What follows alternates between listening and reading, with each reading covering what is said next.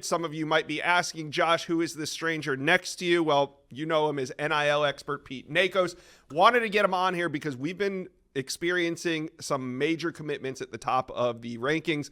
We talked David Sanders about 2 weeks ago. The range of his NIL deal was in the 1.3 million per year range. So since then, we've had another five-star offensive tackle come off the board, Michael Fasusi. He hasn't signed yet. He committed to Oklahoma.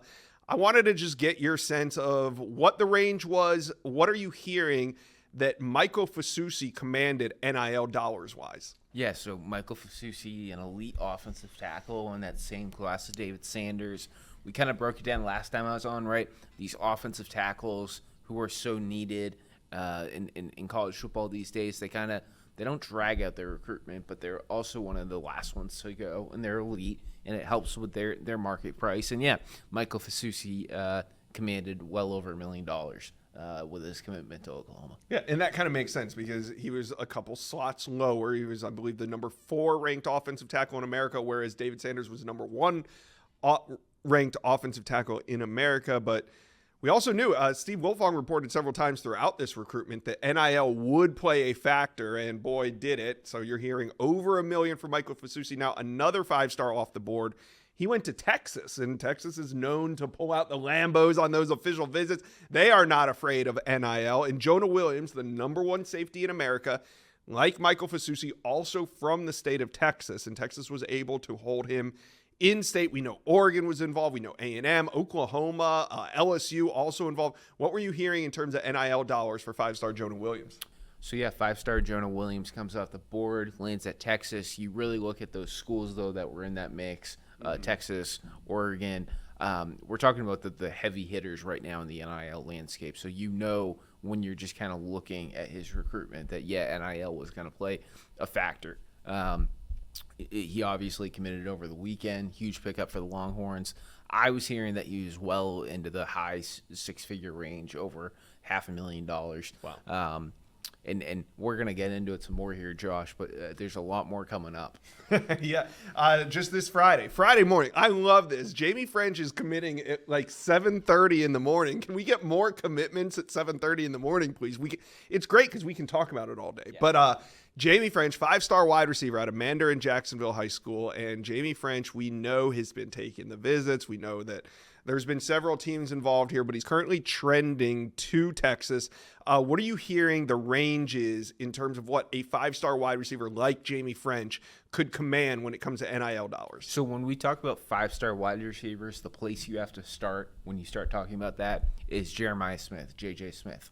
He reset the market last year. When we talk about every wide receiver in this 25 class, they are now comparing themselves to the financial package that Jeremiah Smith landed a year ago. I mean, so when you're looking at that now, it's anywhere between $300,000 and $700,000 for a top end wide receiver like a Jamie French. Right. All right. And you know, I'll mention it too. Ryan Wingo also reset that market. Those two together have really changed what the market is for an elite wide receiver. Yeah, and you know, Chad and Steve, they cover recruiting kind of from the conventional angle through sources via coaching staffs and 7-on-7 coaches and parents.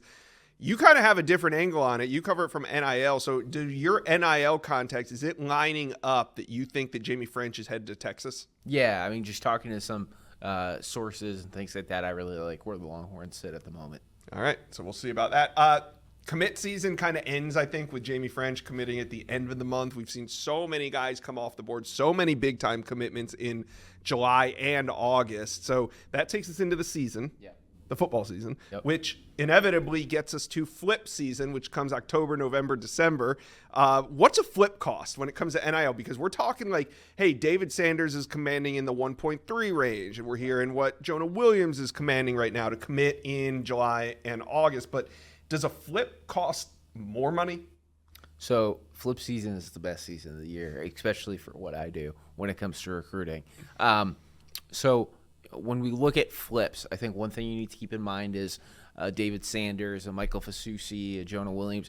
Those guys have already kind of like agreed to terms to a certain extent with these schools about what these packages are going to look like. So for them to flip, one, it's really going to have to like be convincing that it's a better place for them and their family for the next 4 years.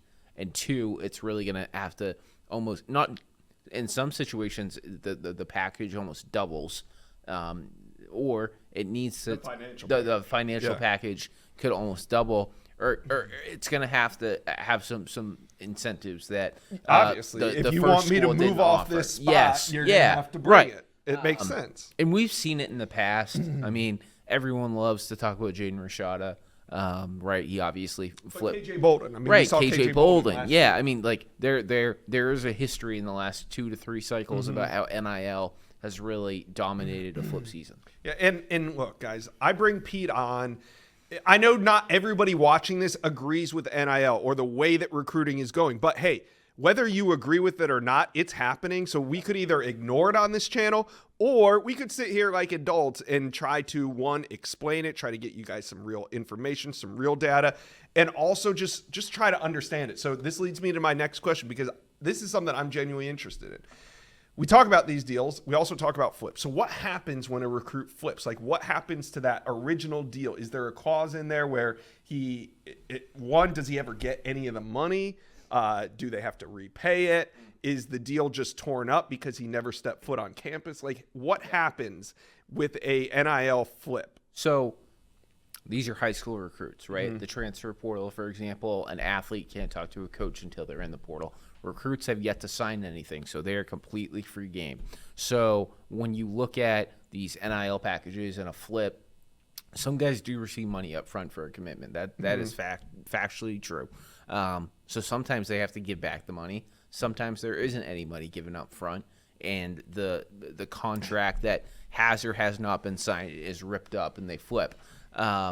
Now the one does that probably happen more often than not? That happens more often than not. The deal was never actually right. And so the preliminary injunction that happened in Tennessee against the NCAA in February, that now allows recruits to have conversations with collectives and their agents, and they can agree to terms on a contract. They just can't sign anything. Right. So I think this cycle is really going to be interesting to see, okay, how many contracts do exactly get ripped up, because these contracts have been taken to a place that we haven't seen before in our recruitment.